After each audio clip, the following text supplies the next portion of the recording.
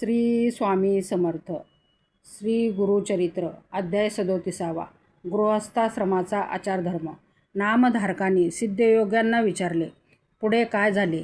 त्या ब्राह्मणाला श्री गुरूंनी काय सांगितले? त्याला त्यांनी कोणता उपदेश केला? नामधारकाने असे विचारले असता सिद्धयोगी म्हणाले, श्री गुरु म्हणजे प्रत्यक्ष नारायणाचा सगुण अवतार. त्यांनी एका पतिताला ज्ञानी करून त्यास वेद म्हणावयास लावले. त्यांना अगम्य असे काहीच नाही.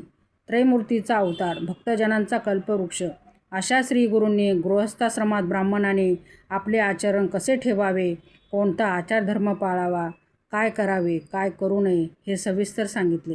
श्री गुरूंनी सांगितलेला आचारधर्म मी तुला सांगतो, तो लक्षपूर्वक ऐक. श्री गुरु म्हणाले, गृहस्थाने अग्निहोत्रासाठी लाकडे, तीळ, कृष्णाजीन इत्यादीचा सदैव संग्रह करावा.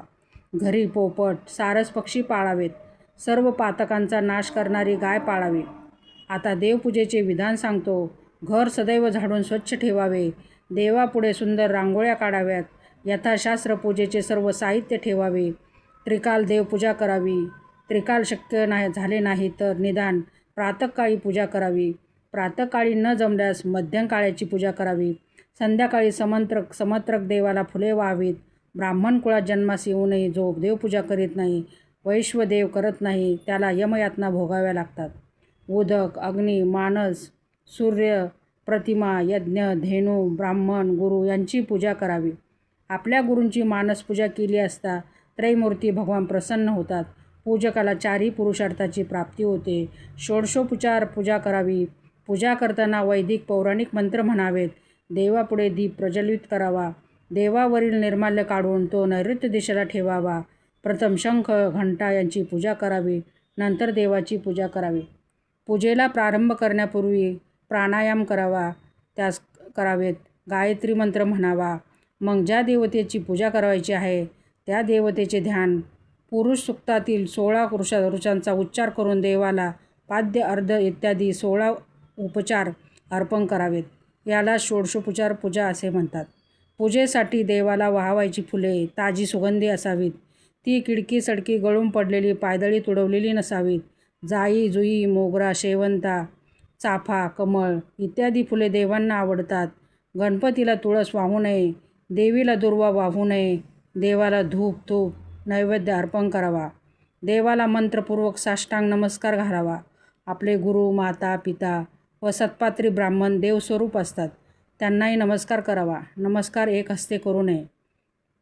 यानंतर श्रीगुरूंनी उत्तर पूजा कशी करावी, वैश्वदेवाचा विधी, अन्नदानाचे महत्त्व, अतिथी सेवा, भोजनाचे नियम, भोजन पात्रे कोणती असावीत, आपोषण, चित्राहुती, प्राणाहुती कशा किती घालाव्यात हे सांगून भोजे कसे करावे, किती वेळात करावे, घास केवढे व किती घ्यावेत, भोजनाला कोणाबरोबर बसावे, कसे बसावे, कोणत्या स्थानी बसावे, कोठे बसू नये, यज्ञोपवीत कसे ठेवावे, अन्न उष्टे केव्हा होते, भोजनाच्या वेळी दिवा का असावा, पाणी कसे केव्हा प्यावे, भोजनाच्या वेळी वस्त्र कोणते असावे, भोजन संपल्यावर हात तोंड कसे धुवावे, किती चुळा भराव्यात हे सर्व समजावून सांगितले. कोणते अन्न शिळे समजावे, कोणाच्या स्पर्शाने अन्न अग्राह्य होते, कोणते पदार्थ खावेत, कोणते खाऊ नयेत, भोजनानंतर तांबूळ कसा खावा, कोणी खाऊ नये हे सविस्तर सांगितल्यावर झोपण्याचा विधी सांगितला. कोणत्या लाकडाची खाट असावी, कोठे झोपावे, कोठे झोपू नये, झोपताना कोणत्या दिशेला पाय करावेत, रात्री झोपण्यापूर्वी कोणती स्तोत्रे म्हणावीत हे सांगून श्रीसंग केव्हा करावा, केव्हा करू नये, श्रीसंगाच्या वेळी पती पत्नीच्या मनस्थितीचा गर्भावर काय परिणाम होतो इत्यादी विचारही श्रीगुरूंनी सांगितले. इतके सर्व सांगितल्यावर श्रीगुरू त्या ब्राह्मणाला म्हणाले, अशा रीतीने विचारपूर्वक शास्त्रविहित आचरण केले असता मनुष्याची सर्व क्षेत्रात भरभराट होते. त्याला उत्तम यश प्राप्त होते. तो दीर्घायुषी होतो. तो देवांना वंद्य होतो. त्याच्या घरी कामधेनू येते. त्याच्या घरी लक्ष्मी अखंड राहते. त्याला पुत्र पौत्रादिची प्राप्ती होते. त्याला कधीही अपमृत्यू, अकाली मृत्यू येत नाही. त्याच्या हातून कोणतेही पाप होत नाही. त्याला काळाची भीती राहत नाही. तो ब्रह्मज्ञानी होतो.